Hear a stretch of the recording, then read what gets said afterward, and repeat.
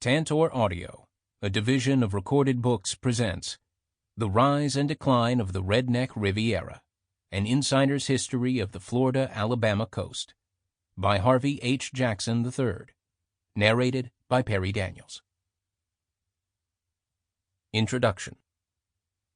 Alabama Dreaming.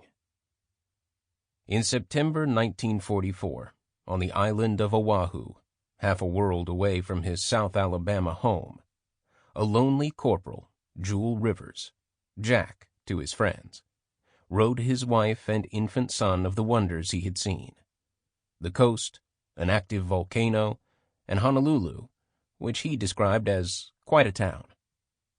His journey had been a long one. It would be longer still. "This is only a stepping stone to where I am going," he told them. The war with Japan had brought him this far, and it would take him the rest of the way. While his mind was on what came next, it was also on what would be waiting in the States when the fighting was over. He had seen Waikiki Beach, with its curving stretch of sand dominated by the famous Royal Hawaiian Hotel and Diamond Head. Waikiki was very pretty, but there was somewhere else he would rather be. "I'll take the good old Gulf Shores any old day," he wrote. "Give me ALA in the USA, and I'll be satisfied." Not long after he mailed that letter, Corporal Rivers shipped out to New Guinea. Promoted to sergeant, he served as the waist gunner on a B-24 Liberator, flying with the 19th Bomber Group. On November 19th, his plane took off to attack a Japanese base on Mindanao Island in the Philippines. It did not return. Jack Rivers never saw Gulf Shores again. But many who served in that war did come back. And in the years that followed, veterans from the front lines and of the home front sought out sand and surf to relax and recover. Along the Alabama and Florida Gulf Coast, from the mouth of Mobile Bay east to St. Andrews Bay at Panama City, residents of the Lower South made the beach their own. Children of the Depression and of conflict, more hopeful, indeed optimistic, than they had been in a decade, they drove down on New Deal paved military-improved roads in automobiles they bought on easy credit or with cashed-in war bonds. They came on vacation from jobs that they were trained and educated for under the GI Bill. They left behind homes financed through that same program. Few, if any, cared that their ticket to the middle class had been punched by the federal government. Along this coast, folks from the Lower South found a way of life, a culture and context, much like the one they left back home, segregated, where blacks existed at all, small town, provincial, self-centered and unassuming. Only the landscape was different. Few of the post-war visitors, even the ones who had served in the Mediterranean, would likely have made the connection that was made by a pre-war WPA writer who saw in Gulf Shores and Orange Beach reflections of little fishing villages that reminded the visitor of the southern coast of France. Nor is it likely that they would have made the alliterative association that years later Howell Raines, writing for the New York Times, made when he referred to this stretch of the Alabama shoreline as the Redneck Riviera. From there east to Panama City Beach was, as historian Patrick Moore of the University of West Florida described it, a provincial environment committed to tradition, conservative values, and a close tie to regional identity. Or that is what it has been for as long as I have known it, which is pretty much the length of time covered in this book. Let me explain.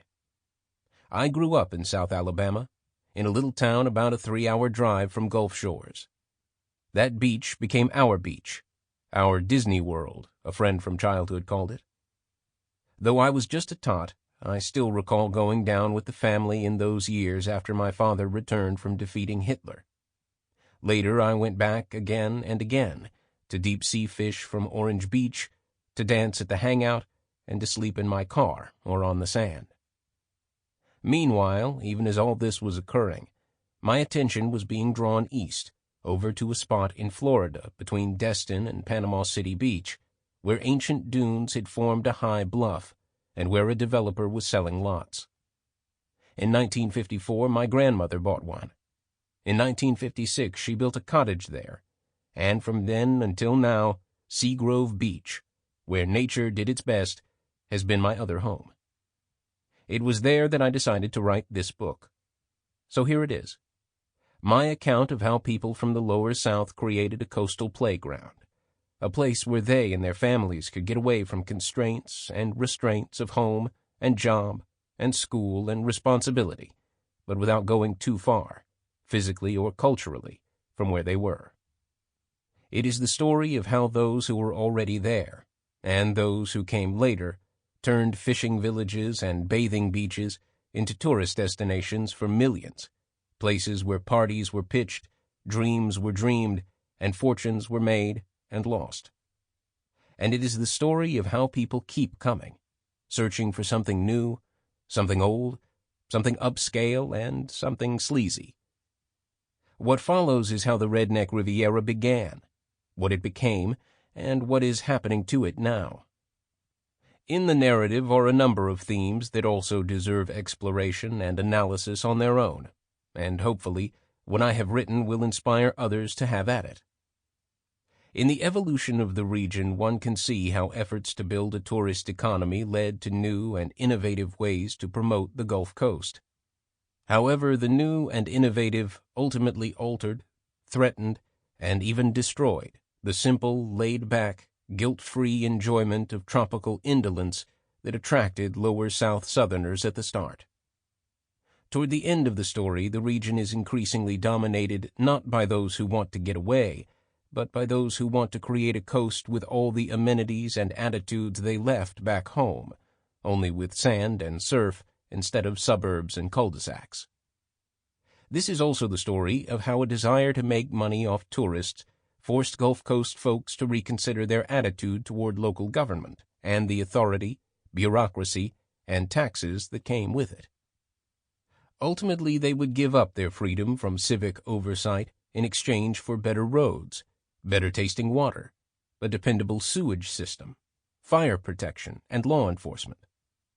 Many would not like what they got in return, but the deal was made nonetheless. Woven into this are accounts of the pioneers who found ways to cater to the desires and urges of visitors and investors, and in the process reshape the land and the landscape. They turned tourist courts into condominiums and bulldozed palmetto and scrub to make way for houses and communities that some would herald as the future of urban design, and others would criticize for their clawing conformity. Then there are those who have been left behind, descendants of the first arrivals who came to the coast for their simplicity, watched as it changed, and didn't like the result. The no-growth attitudes of residents who have theirs and don't want to share it would run headlong into the policies of those who consider the coast a commodity to package for consumers, developers who want to tame it, homogenize it, and make it palatable to people who are not rednecks, or at least do not consider themselves so. All of this has been played out in rituals that, like the coast, have become increasingly commercialized. Spring break, 4th of July parades, and a host of festivals that celebrate everything from the bounty of the Gulf to Beaujolais. At times along the way, this rush to capitalize on the opportunities the beach offers has been influenced, redirected, and sometimes stopped dead in its tracks by economic factors taking shape far from the coast. Burps and bubbles in national and international finance have been felt along the Riviera as developers and speculators have gotten rich and gone broke as a result of policies crafted in Washington and on Wall Street. And as if it were not enough that the fate of the coastal economy rests on decisions made by financiers in suits instead of locals in shorts and T-shirts, increasing concern for the fate of coastal creatures and their habitats has come in conflict with the belief, deeply held by many at the beach, that the coast is there for humans to exploit and enjoy, and that what happens to a mouse or a turtle is small stuff in the bigger scheme of things. But at the end of this story, mice and men, turtles and tourists, rednecks and real estate tycoons have found themselves facing the same situation. When the BP Deepwater Horizon well blew and oil spewed into the Gulf, everything that walked, crawled, swam, or soared became threatened. Optimism, already dampened by recession, disappeared. As the extent of the disaster became known, a few people along the Redneck Riviera began to wonder if the compromises made to find the petroleum that fueled the cars and planes that brought people to the motels and condos were worth the danger offshore drilling posed to their way of life. However, most, in true coastal fashion, avoided alternatives that might involve sacrifice and restraint. Instead, they began to press the governments they so often held in contempt, local, state, and federal, to make a company once praised as a fine example of free market capitalism clean up the mess and reimburse coastal interests for what they lost. Though it was a time for serious soul-searching, the fact that so little of that was done may be one of the clearest indications of how attitudes that shaped the coast at the beginning of this story shape it still. Poughton House South, Seagrove Beach, Florida, summer 2011. 1. The coast Jack Rivers knew. The beach that Jack Rivers wanted to see again was not much by Waikiki standards. The same could be said for most of what would become the Redneck Riviera. Down on the Alabama coast there was no Royal Hawaiian, but there was the Orange Beach Hotel, which opened in 1923 and offered guests comfortable rooms with Delco system electrical lights and running water, but no indoor toilets. The building took a beating in 1926 when the unnamed hurricane that did so much damage in the Miami area entered the Gulf, turned north, and made landfall again near the mouth of Mobile Bay. But the Orange Beach Hotel survived and was modernized, plumbing and all, in the 1930s, with cottages added to accommodate the growing number of families coming down. The year after the hurricane, the Gulf Shores Hotel opened. Built from lumber salvaged from a storm-damaged Mobile Bay hostelry, it was a two-story structure with a bathhouse on the lower level and private cottages, one owned by Mrs. Dixie Bibb Graves, wife of Alabama Governor Bibb Graves. Vacation homes were also springing up, the first built in the 1920s by a couple of Mobile businessmen.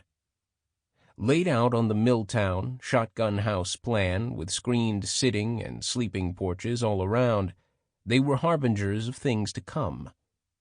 By the 1930s, these retreats were joined by other cottages of similar design, a green box roofed by a green pyramid and propped on creosote poles, recalled a member of the family that built theirs from cheap pine mill ends and cheaper Depression labor, and named it Sandcastle. Getting to the coast was no easy matter. Travel was routine as far as Foley, some 15 miles inland, but from there the trip continued on a teeth-rattling wooden corduroy road and over a one-lane pontoon swing bridge that could be opened to let boats pass up into freshwater creeks to ride out storms or clean sea worms off their hulls. Anchored and docked in the coves and bayous behind the beach, these boats were among the many reasons visitors came down. As early as 1913, and maybe earlier, there were locals who would take tourists out through the pass to fish deep water for 75 cents a day. Once beyond the breakers, it was only a brief run to the 100-fathom curve, a dramatic 600-foot drop in the floor of the Gulf where red snapper, grouper, and other popular fish clustered to feed. There, up-country folks, who had only fished for catfish and crappie, could catch the big ones, and as word of this bounty spread, fishing for hire became the Orange Beach industry.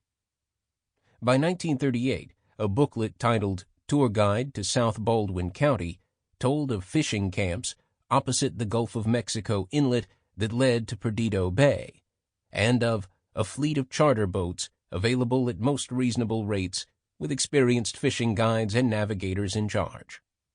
That same year, captains and crew organized as the Orange Beach Fishing Association, and off into the promotional future they sailed. About this same time, there began to appear among coastal folks an attitude that might have passed unnoticed had it not later become a defining characteristic of the people and the place. You could see it in Carl Taylor Zeke Martin, who, after the 1926 hurricane, homesteaded acres of beachfront that the government told him he could keep only if he tilled the soil. But the soil was sand, and raising crops was not what Zeke had in mind. So he planted fig trees, which he proudly pointed out to the homestead inspector as evidence of his intention to do what the government told him he must do. Only, of course, it wasn't. When the federal official left, Martin let the birds eat the figs, such as they were, and settled back to enjoy life on the beach. Charter boat captain Herman Calloway was cut from the same cloth.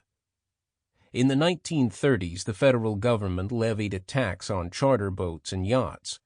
Calloway refused to pay it. Revenue agents arrived and Calloway ran them off.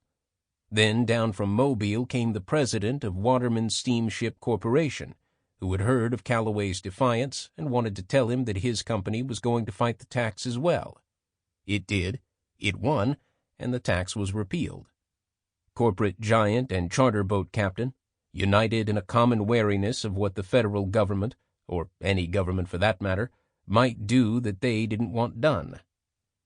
However, during the same period, and not for the last time, that same federal government pumped money into the Alabama coast and made the region more than it might have been.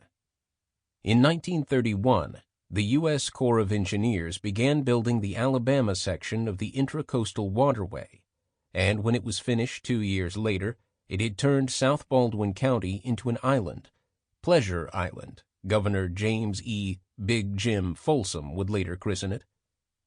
The construction brought jobs and people, improved the roads, and finally gave residents of Orange Beach and Gulf Shores a dependable bridge to what had become the mainland.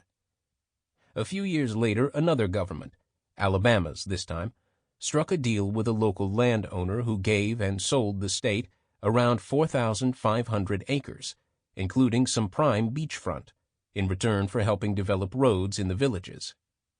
Then, with the heavy lifting done by federally paid Civilian Conservation Corps boys, the state cleared the scrub and palmetto and built Gulf State Park, complete with a casino for dancing and dining, a bathhouse, and cabins that families could rent for $10 a week. By the end of the decade, Gulf State was well on its way to being the most popular park in Alabama.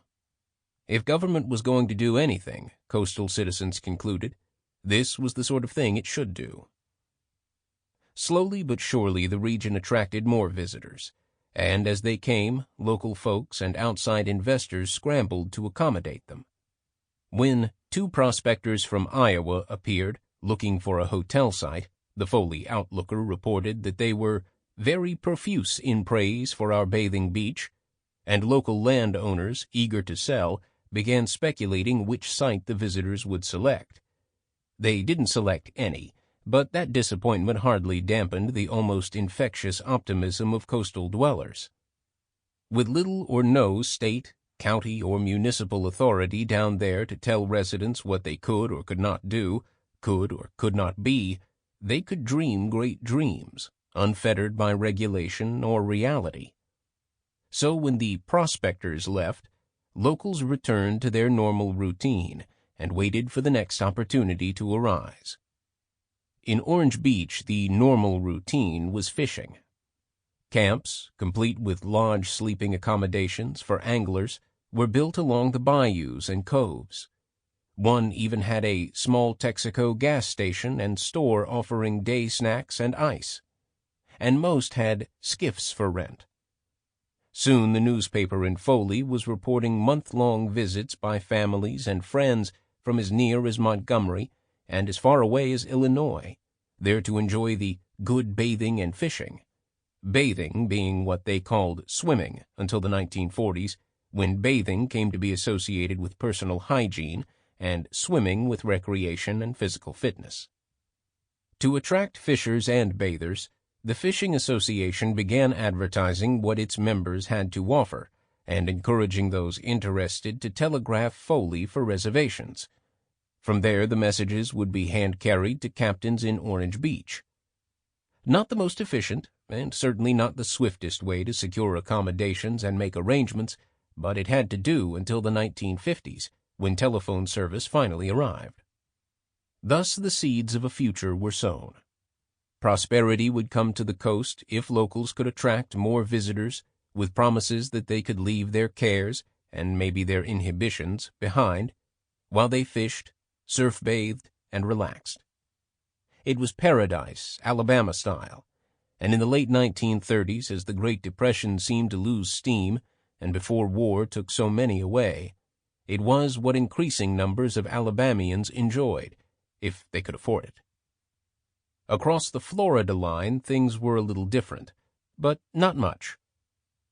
The Florida Panhandle and Alabama were so closely connected, physically and culturally, that back in 1900, as the new century opened, the Young Men's Business League of Pensacola began lobbying for Alabama to annex Florida all the way to the Apalachicola River. Arguing not only the economic advantages of such a union, pro-annexation forces pointed out that there were more natives of Alabama in West Florida than of any other state, not counting native Floridians, who are in many cases children of natives of Alabama.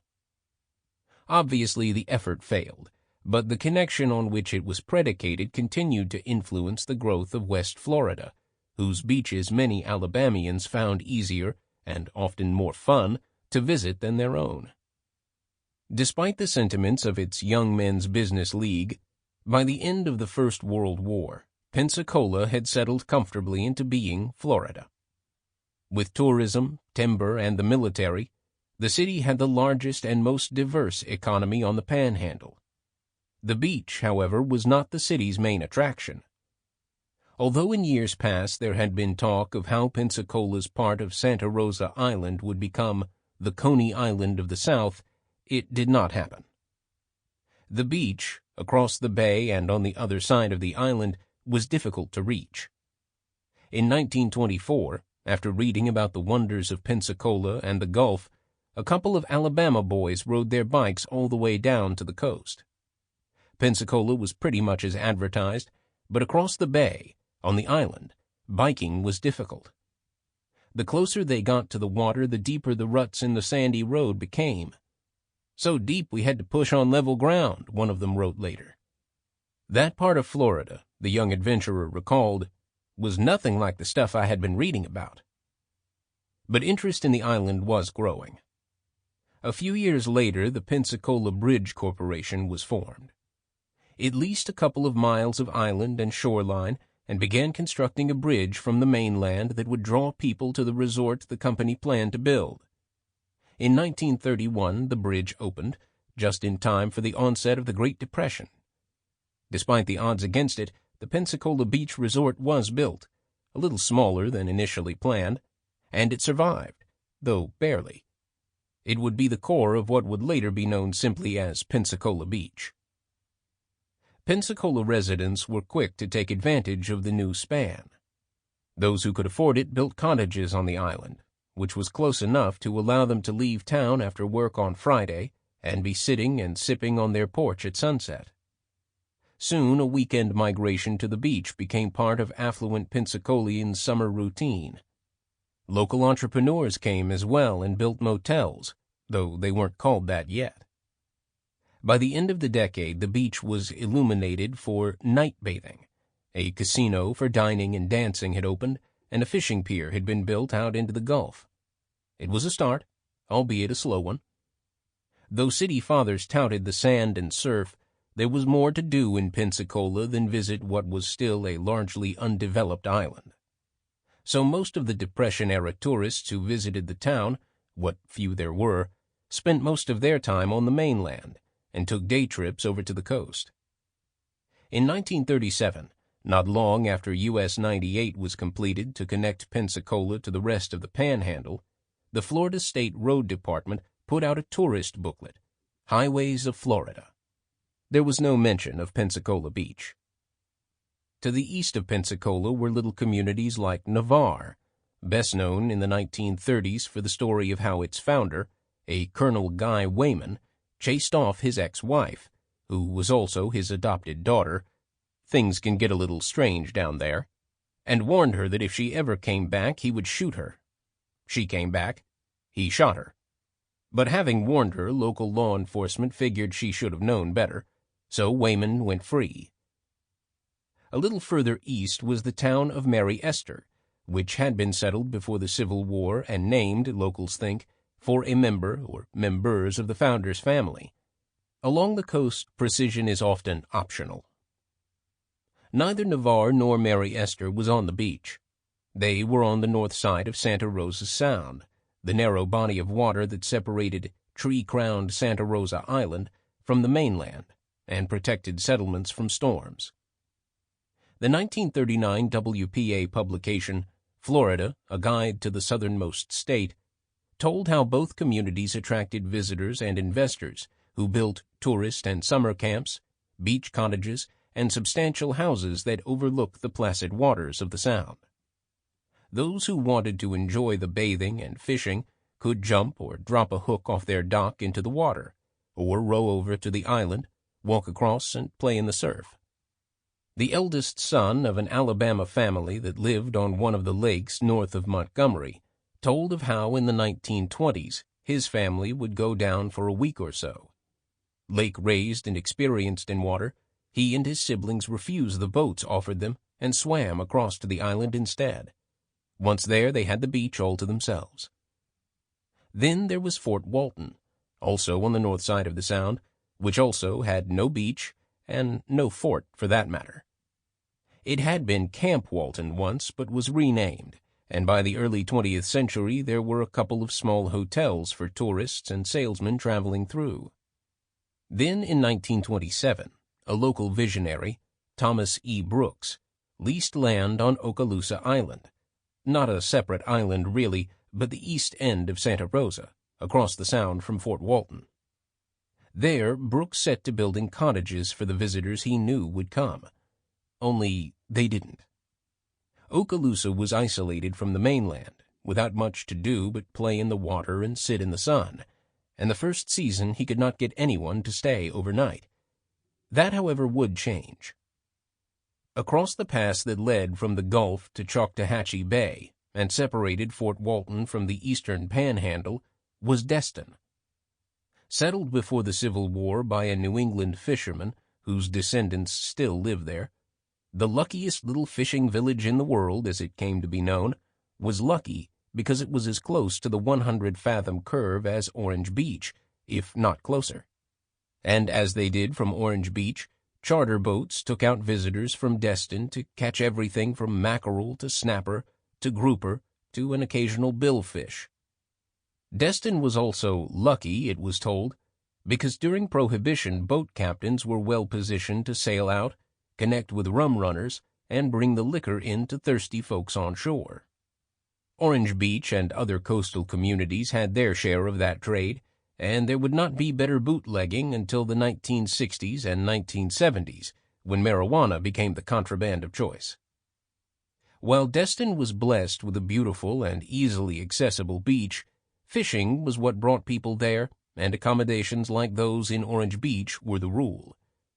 Though the opening of US 98 in the mid-1930s made it easier for beach-loving tourists to get to Destin and the rest of the Panhandle, at the end of that decade it was still being described as a fishing resort. With only 25 year-round residents in Destin, anyone visiting on the eve of World War II would have believed its future would forever be linked to its charter fleet and to the men who operated the boats. They would have been wrong. Between Destin and Panama City was some 60 miles of largely deserted coastline, distinguished by tall dunes and coastal dune lakes. In ancient times, much of this was an island, cut off from the rest of the coast and countryside by Destin Pass to the west, Phillips Inlet to the east, and Choctawhatchee Bay to the north. Old folks still called it the island, though they had never known it when it was. With a few exceptions, the completion of US 98 did little to immediately relieve the isolation of most of the people who lived there. The shrimpers and oystermen back on the bay the few timber crews cutting what was left of the Sample complete. Ready to continue?